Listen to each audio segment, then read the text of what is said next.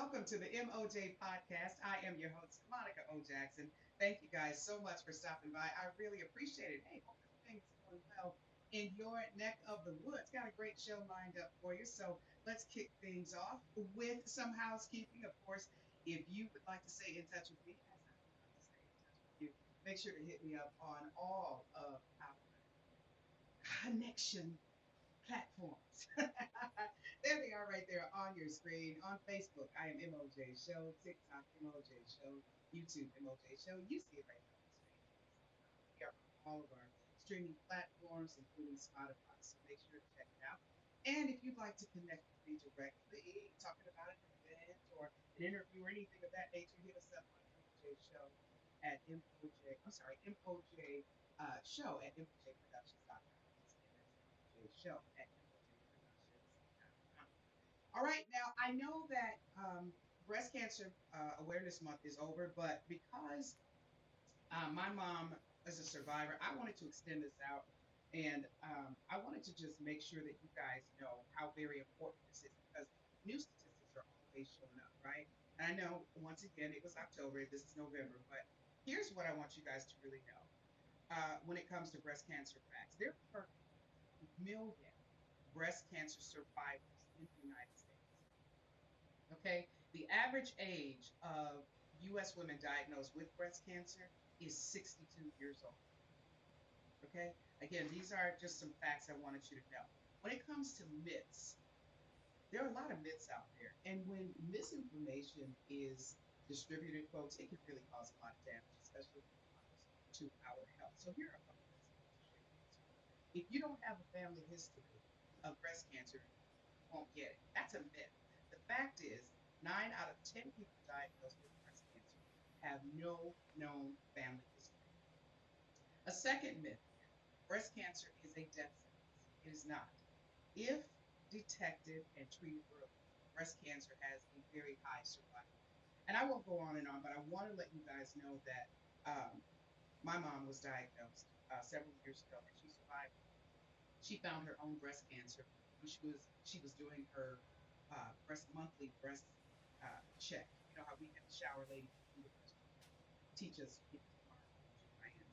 So I just wanted to put that out there because I think it's really important, especially when you start putting all this misinformation out there about our health. And when it comes to women, we are so behind the curve. Not us, as in the women, but the healthcare system is really behind the curve when it comes to uh, women and the things that we deal with. Because menopause is a big deal. Oprah made that a big deal with her menopause revolution special, and it's still the ripple effect is amazing. And so we're starting to get ahead of the curve when it comes to menopause. And that's a whole different podcast. You can check it out right there behind me. All right. So hopefully that helps, and hopefully you guys had a great breast cancer awareness month. You got some information to check into. All right, moving on. It is time to call it like I see it. Now, this one just kind of blew my mind because this lady lived. She lived to be the world's oldest person, and a new study credits genetic variations and maybe her yogurt habit. You heard me right, her yogurt. When I started reading this, my husband and I went to the grocery store. He filled up the fridge with yogurt. I'm not even kidding.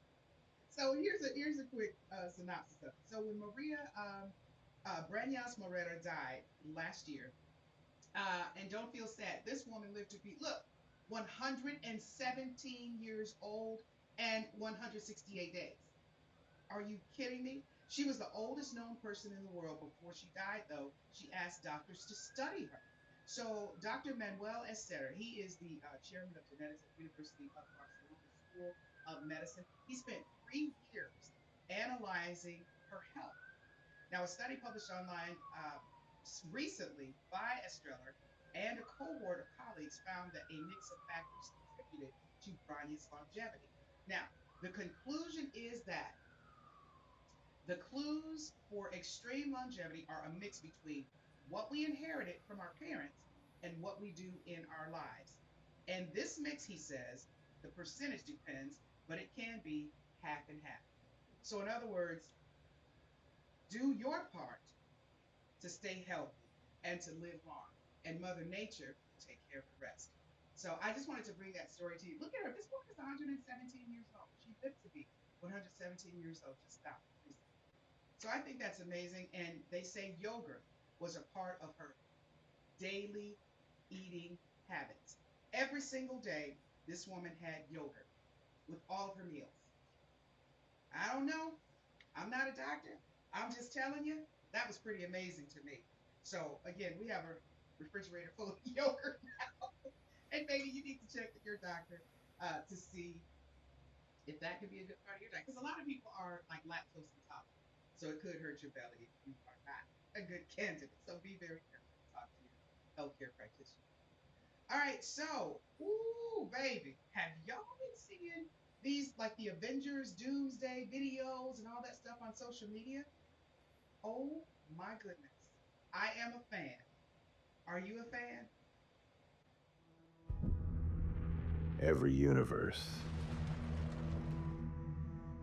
every realm is coming down. The reality is colliding. There has to be a special mind of all these realms who knows what to do. This is not good. Across a million minds, I hear one name. Doom. His math closes the tear by sacrificing everything. He's after control of everything, and the scariest part, he thinks he's right. Well, that makes him a serious threat, isn't it? My God, he just destroyed a planet. If you had my will, you would have done this already.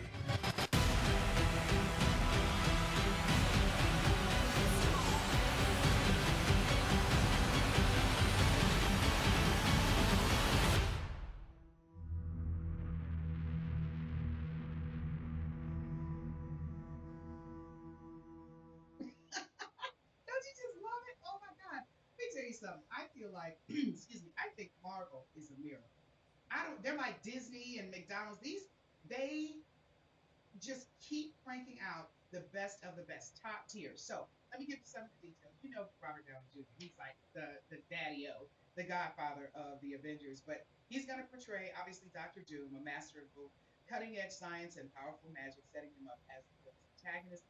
The Russo brothers are directing it yet again. The Avengers Infinity Wars, this is what they did. Endgame, so you know it's going to be good. The Fantastic Four and X-Men, it's gonna feature Pedro Pascal, one of my new faves. I love Pedro Pascal. Reed Richards and potentially other X-Men characters like Professor X. We saw him. Patrick Stewart, of course, we love him as well. So anyway, it's going to be a multi-level crisis, multiverse crisis, I should say, which is multi-level. Dr. Doom's actions are expected to trigger a crisis across the multiverse, making it a significant crossover event for the MCU. So it's coming out 2026, December 16th, y'all. So get ready. That's where I'm going to be. I am going to be in theaters. Now, I love streaming. I love being at home, being able to watch it in the comfort of my own home. But being in the theater brings a whole different level of, the experience of movie watching. So that's where I'm going to be. Anyway, just wanted to give you a sneak peek there. All right, kids, it's time to talk bourbon. So here is the deal. All right. So anyway, I just wanted to give you a good idea as to I found a couple new bourbons because I'm always throwing that in. I found a couple new ones, but I found myself going right back to my 1792. So I wanted to give you that update on it, just to let you know. Let's talk about it a little bit. But anyway, I'll keep it moving. All right, it is time for my favorite segment, Meet the Author.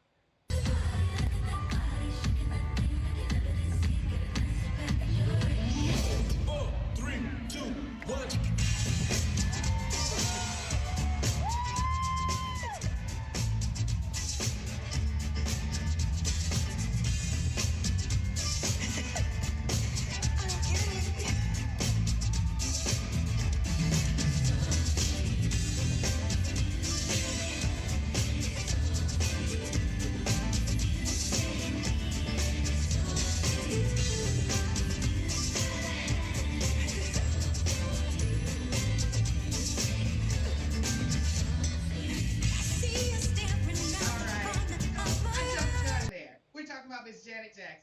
I wanted to tell you about this because she's wrapped it up.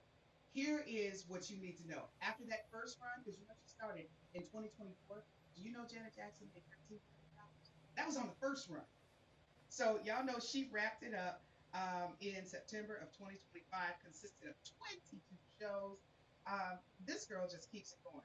Now, the tour over at Resorts World, right there on the Las Vegas Strip rather, 43 songs divided into four acts and a finale. She killed it. In addition to her major hits like Rhythm Nation, Together Again, and All For You, Janet performed B-sides and deep cuts for her classic albums, including Control and Janet Jackson's Rhythm Nation 1814. You saw it right there.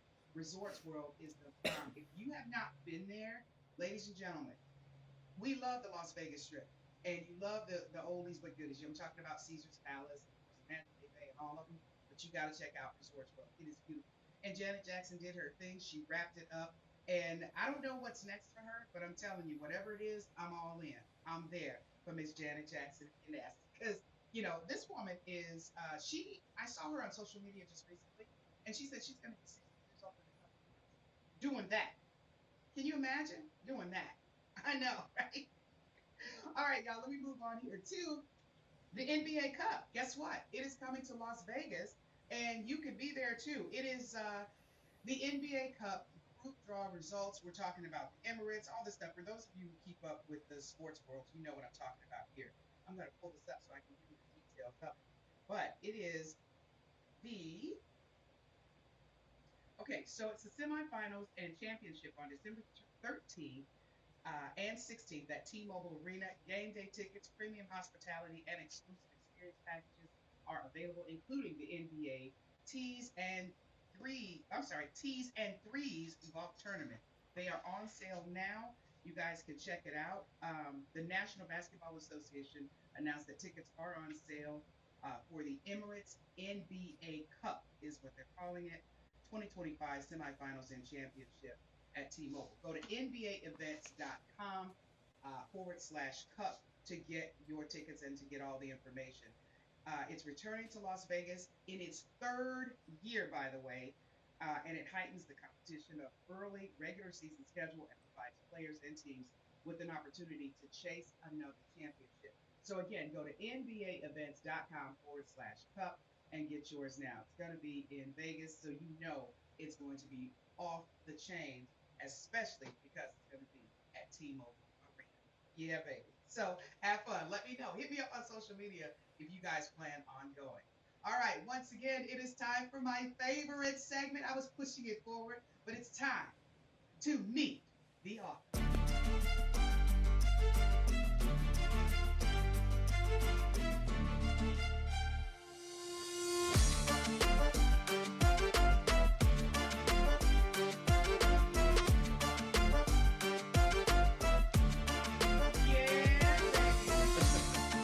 Where's Janet Jackson? I thought I was going to. Oh my gosh. Okay. So, ladies and gentlemen, I'm so happy to have this man here on my show. His name is Nelson Aspen. And I don't know if I have time to give you his background. So let me just give you some bullet points here. He is an entertainment journalist with 3 decades, ladies and gentlemen, of experience all over the world: TV, radio, print, online. 3 seasons as a producer, reporter for TV Guide. Yes. Winner of 3 2024 Broadway World Cabaret Awards for his Tony Bennett tribute, 5-time Publicist Guild of America nominee. I told you it's so much I can't hardly do it. In 2020, he was recognized as the International Media Journalist of the Year. This man has interviewed everybody from Tom Cruise to Chris Hemsworth, Brad Pitt, Meryl Streep. I don't even know. I don't have much time. I'm Okay. exhausted just hearing about it. Ladies and gentlemen, this is Nelson Aspen. Hello. Thank you for joining me, Nelson. How you doing? I'm very well. Thank you for having me. The audience doesn't know that what we went through with the technical Yeah. glitches, all my fault, I think, too. But here we are No, no, now. no. Well, listen, I'm happy to have you here. And Nelson, I love having people like you on my podcast because when you're in this industry that you and I know very well, it can be overwhelming. And sometimes you get to the point where you think, I can't do anymore. I can't handle it. It's too much. And then something else pops up and you just find yourself doing it. Your career has been amazing. I Tell thought you me were going to how you say a did it. mess. I thought you were going to No, say your no, career has been a no. mess. How have you done all of this? How have you lasted? Tell me the secret because, it can be a struggle sometimes. Well, and that's why after I retired from my 30-year television job, people Hmm. were asking me to write my memoirs. And I decided I couldn't accurately recall it all as fastidiously as would be Hmm. required. And if you're going to write your memoirs, you better get it right. So I Yeah. fictionalized it into a two-parter. So, the Dancing Between the Raindrops trilogy, part three, will be Hmm. coming out in February. And the reason I did that was because I wanted to sort of just get it all down and explain to people, because my career has been so all over the place, the guiding factor in my Dancing Between the Raindrops story is the guiding factor of my life. I have always said yes to everything and anything. And it has resulted in my having a madcap career that you couldn't have planned. I could not have gone to school for this. I could not have Hmm. planned for this. I just said yes to opportunity. And one thing led me to another, led me to another.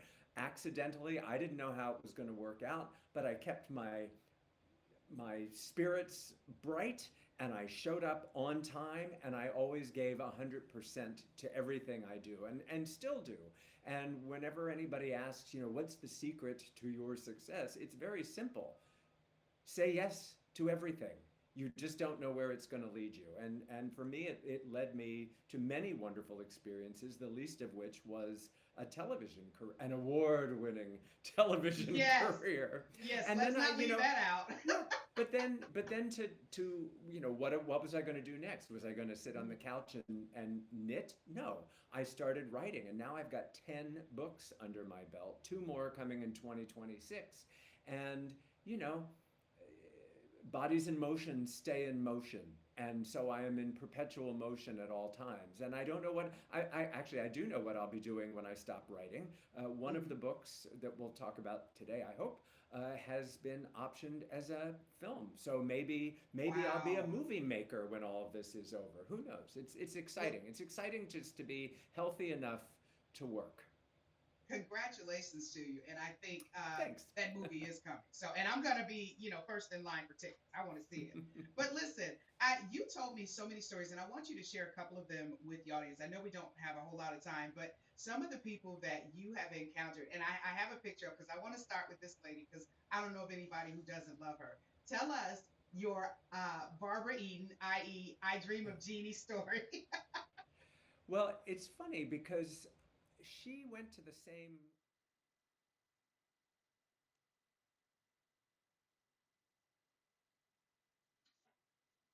Hmm. Hmm. Peeked into the exercise room, and they were singing to Barbara Eden. It's Barbara Eden's birthday, so I waited for her to come out, and she's like in her leotard. I think she was in her 70s at this point. She's, Hmm. God bless her. Hmm. She's in her 90s now, but at the Yeah. time she was just a spring chicken in her 70s, and I said, "Oh, Barbara, as a birthday." Oh, wow. Said, aha. See, because I know these things. I'm like, it does have words. So I began to sing to her. Jeannie, fresh as a daisy, just look how she obeys me, does things that just amaze me so. And then she slapped her thighs with the percussion. Bump, bump, bump, bump. And Wow. I'm like, I'm doing the Jeannie song with Jeannie accompanying Mm-hmm. me on her thighs. Mm-hmm. Right. So we got to talking. We ended up talking about her beloved Labradoodle. She had an Australian, Okay. and I said, well, Labradoodles came from Australia. They're in Australia, and she's like, I know. I had my breeders were from Australia, and she was telling me about her Labradoodle from the breeders, and that once a year they got together in Malibu in a big park, and they had what she called a doodle romp, where 2,000 unleashed labradoodles frolicked in the Malibu countryside.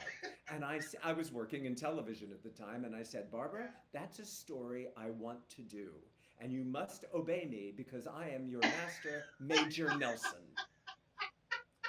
So she was all in, and we shot the story talking to Barbara about labradoodles and why they're a special breed. And there weren't 2,000, but there were probably 200. Yeah. And fun trivia fact: Barbara's dog was named Jin Jin, which was the name of Jeannie's dog in the series. I think it appeared in 2 or 3 episodes, but it was a troublesome magic dog. So she Yeah. named her dogs Jin Jin in real life. I wanted you to tell the story, and there are two more I want you to tell, and then I'll move on here. But the stories, ladies and gentlemen, are so fascinating. His experiences, Nelson's experiences, are so very unique. A lot of us in this industry don't get these opportunities, and his story, I think he's a very unique individual, very blessed and highly favored. And so I want you guys to hear the stories as I have, because I think it bears repeating. So you've met so many celebrities and interviewed so many. The second one that really blew my mind was your story about Betty White. Tell us that story.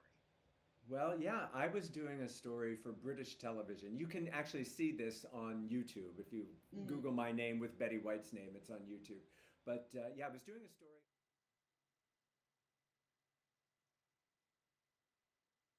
Mm-hmm. And of Yeah, course, I couldn't com- complete this story without talking to the ultimate animal lover, Betty yeah. White. And this was in the early 90s. And I had been an aerobics instructor, and I had this long, flowing mullet, and I looked really cute in my bike shorts. And leg warmers, all that whole thing. So I went to her house, and she agreed that we would do an aerobics class for her pets. And we went out to her poolside, and she was such a good sport. You'll see it on YouTube. Wow. With all of her pets. And then we sat down for an interview about just the importance of keeping your pets healthy. So it had a serious side to it as well, Mm-hmm. and talked about how she kept her menagerie healthy. And what was amazing to me was she looked at her watch and she was like, "Oh, I have to go. I've got to get over to Burbank." And the traffic was so, and I'm like, "Well, we're not quite finished here, but she's like, "Oh, don't worry about it. Just pull the door closed when you're finished. Stay and shoot as long." Betty White left us, Wow. me and my cameraman. She left us alone in her beautiful Brentwood home to finish Wow. shooting, which was unbelievable. She was that kind of a person. And I would run Mm-hmm. into her again. Yeah.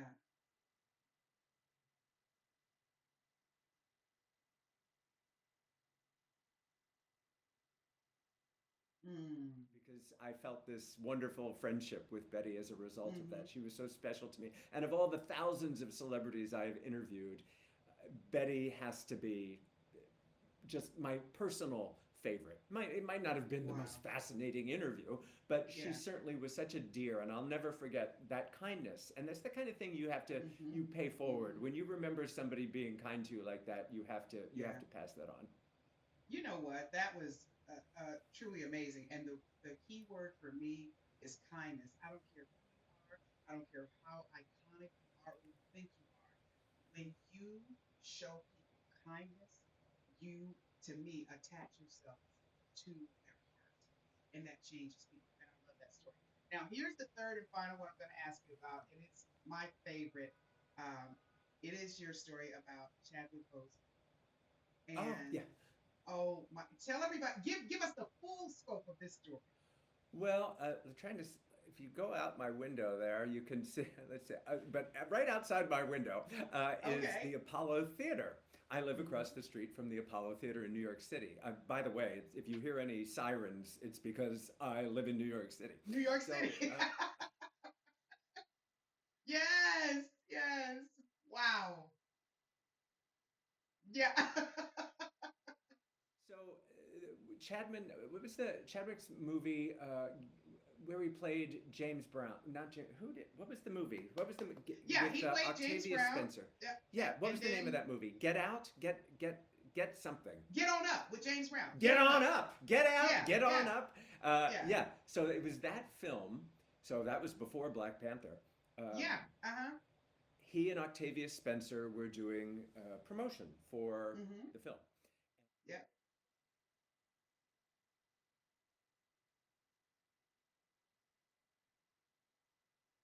Oh my gosh.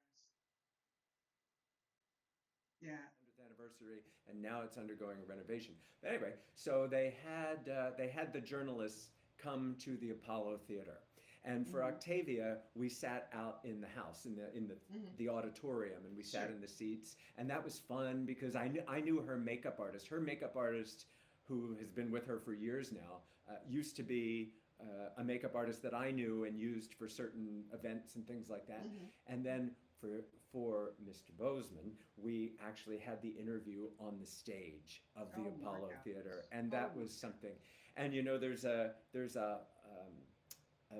tree stump Yep. on the stage Mm-hmm. of the Apollo Mm-hmm. Theater that everybody touches You for touch luck. it. I mean, Yeah. Yeah. and I got to touch the stump, and it's mind blowing. And then fast forward a few years later, and his legacy is so tremendous, and I'm living across from the Apollo, so I think of him often. Mm-hmm. You know what? Like I said, your life has been amazing. Your experiences in this industry, and from one journalist to another, it just blows my mind. And I'm excited for you, and that's why I wanted to celebrate you here on my podcast and let people know Sure. that this industry can be uh, so amazing. The experiences, the people that you connect with, it can really change you. And for you, your entire career, you decided to write it all down, and that's why I wanted to, kind of parlay this into all of your books and everything you've written. And I want you to bring the books up again because you've written several, but talk about the books titled "Dancing Between the Raindrops" and where Well, that see, came from. that's just the thing because I was a starstruck kid who loved movies and collected celebrity autographs. So I guess it's no surprise that that was the the arc that my career.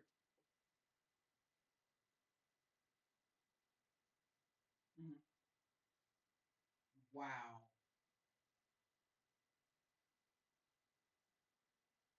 I'm causing a lot of trouble, having fun. And my dad, it was the 80s. It was Hmm. a Hmm. serious, there was serious stuff going on in the 80s in New Yeah, it York was. City. And I would point out though, the drinking age was 18. So to be Okay. 17, it wasn't like I was breaking the law or Right. anything, Yeah. but Yeah. I was having fun. And my Yeah. dad would say to me, he'd say, God, it's like, how do you survive? It's like you're dancing between the raindrops. And Oh. I heard that my whole life from my dad. You're dancing Yeah. between the raindrops. And so I thought Yeah. that's the perfect name for my autobiography because I Hmm. really was. So the first book is Dancing Between the Raindrops, and that takes place um, my life in New York City from 1980 to 1990. And then I Mm. moved to Hollywood in 1990. So the sequel book is Dancing Between the Raindrops, The Hollywood Years. And that Mm. chronicles my 22 years in Los Angeles when I really got into the thick of my TV career and all the celebrity Hmm. stories. Always the quest looking for love, never quite found it, but boy, did I kiss a lot of frogs along the way. That's the best part of finding a prince is all the Oh, frogs yeah. you get to kiss on the way. So I kissed all those frogs while I was reporting and went through, uh, the earthquakes, the Yeah. riots, O.J. Simpson, the advent of the Ooh. Kardashians, and that's Wow. all covered. That's all covered in the book. And then the third installment of that trilogy, the Dancing Hmm. Between the Raindrops trilogy, will come out in February of 2026, and that one's Hmm. called Dancing Between the Raindrops Happily Ever After? Question mark. Because Ooh. you have to read it and find out. But Hmm. spoiler alert, I end up in a penthouse across the street from the Apollo. So things could have gone worse. My goodness. Okay. So tell me about this, and then I'm gonna let you go because I know you gotta go. But tell me about this love of the Titanic that you have and what's going on with that. Well, that is a passion project of mine. Has always been my obsession with the Titanic. And Mm-hmm. everybody has a Titanic story. I think everybody Mm-hmm. has a place for Titanic in their lexicon of either pop culture or Yeah. film or literature. And I Hmm.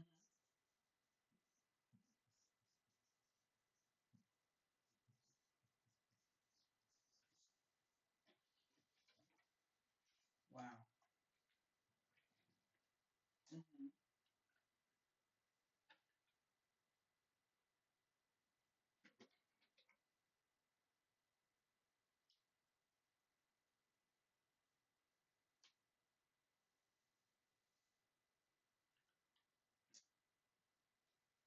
Mm.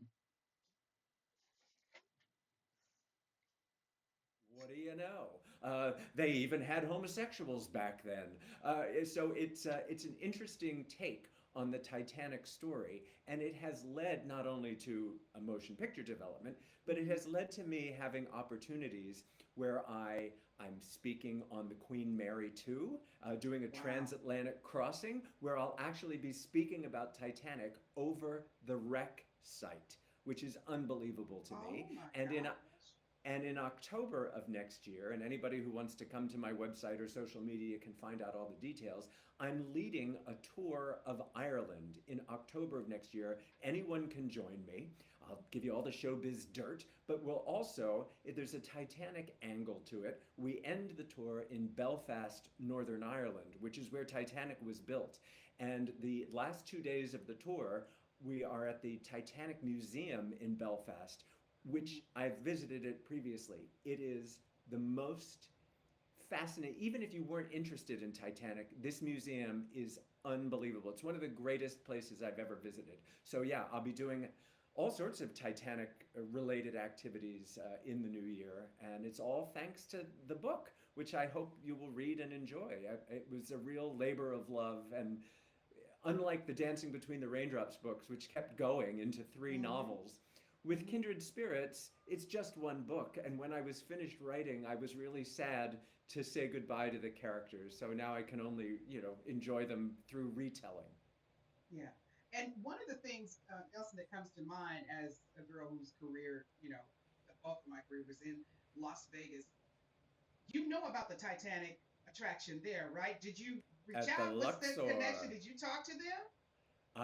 they have asked me to come back to them in the new year, so you can bet your Awesome. bippy that as soon as I turn the calendar to January, I'll be doing that because the anniversary April 15th is the anniversary of the sinking, and next Okay. year it will be the 114th anniversary, and I would love to make sure I'm marking it somewhere Yes. appropriate where Titaniacs go. Titaniacs. Okay, I'm going to keep that. I love that. Now, there's something else. Another one of your, I told you, I had such a hard time putting this together for you because you've done so much. Your home is your castle. Talk about that Oh one. yeah, that that was a book I Hmm.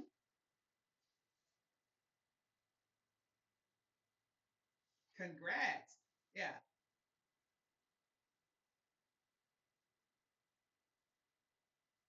Hmm.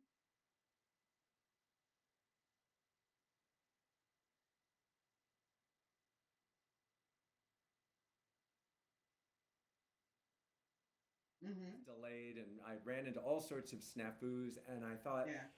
I got to write this down. And it's about pivoting.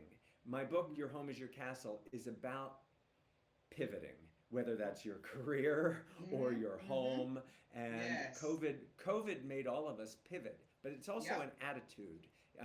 Our life is all about adapting, isn't it? Really, I mean, we're just Hmm. that's one thing after the other until we Yeah. finally have one last adaptation. Yeah.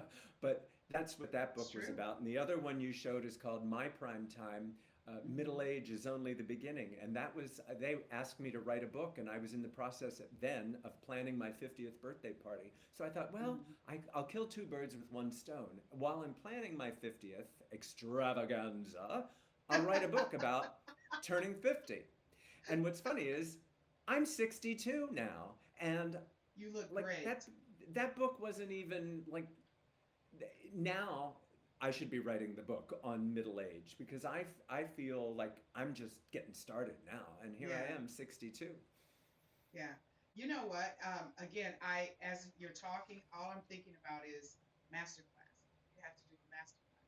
You have to go to a university because when you're starting out in college as a journalist, someone who thinks you want to be a journalist, right? You don't know, you're not sure, and then you begin to take the courses. And sometimes you understand what it's all about, sometimes you don't, sometimes it can be a little scary. I remember my early college days in this curriculum.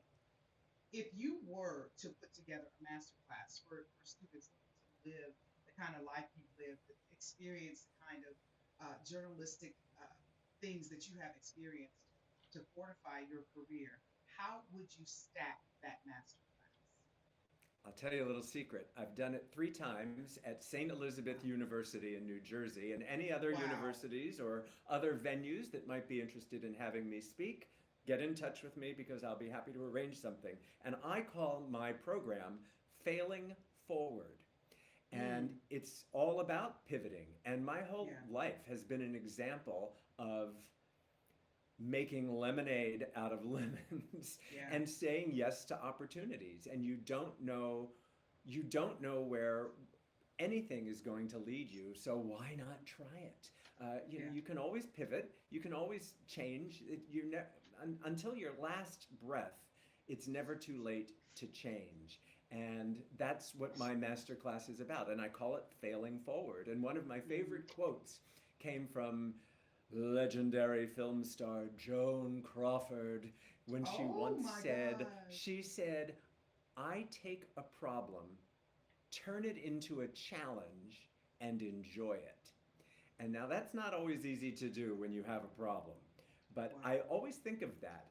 Take a problem, turn it into a challenge, and enjoy it. If you can pull it off, you'll be a star like Joan Crawford. Well, Nelson, I just want to say thank you once again because I feel like this podcast has been a master class. I wish Aw, I had had more time because you have had so many encounters with a lot of folks that I would have loved to have interviewed. Some who are still here, some who have passed on. But I just want to say thank you and thank you for sharing this story because it's my navigating pleasure, of course. navigating through this culture, as journalists, can be very challenging, and it seems like you have done it very, very well, my friend. So I just wanted to Thank say you. thank you so much for being patient with us and for taking the time. And please keep telling your stories, and stay in touch with us because I'd love to have you back again. You are the hostess with the mostest. You just try and keep me away. All right, my friend. Well, thank you so much. Take care, and we will be in touch. Good luck with Mwah. everything.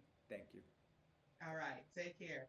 All right, folks, thank you so much for joining us. Hey, and before we go, I got to make sure that I do a major shout out to our dear friend Mickey Hyman with Red Sky Presents. This man has brought us some wonderful guests here, Nelson included. So thank you, Mickey Hyman. You know who you are to us. We love you. We appreciate you. And folks, speaking of Mickey Hyman, Red Sky Presents, that is the publishing company that took on the project with Dr. Mildred Mohammed. And you can catch her story. You're saying, what? Who is Dr. Mildred Mohammed? Ladies and gentlemen, do you remember the story about the DC sniper? Yes. It's called Hunted by My Husband, the untold story of the DC sniper. It is right now on Discovery. It's a 2-hour documentary told from the perspective of the DC sniper's ex-wife. Her name is Dr. Mildred Muhammad. Now, if you plan on checking it out, I can tell you that I interviewed her right here on my podcast. All you have to do is click on any one of the platforms, YouTube, Spotify, it doesn't matter, and check out the lineup. You'll see my interview with her. And I can tell you, I have been in this business for 30 years and more. I have never completed an interview, wrapped up an interview, and later had nightmares. That is how compelling, bone chilling, and unbelievably diabolical this man was. Not only was he a killer, but he was a manipulator. He manipulated the FBI. He manipulated his family. He manipulated every element of his life, including his children. Dr. Muhammad tells the story, and it is going to send chills down your spine. I promise you that. So check out Hunted by My Husband, The Untold Story of the DC Sniper. It's on Discovery Channel right now. You can check out my interview with Dr. Muhammad right here on any podcasting platform here. I just wanted to make sure to get that out to you. It's just unbelievable. So, all right, that's it. That's all for me. I will talk to you again later, same place, same space. And remember, the MOJ show, the MOJ podcast, is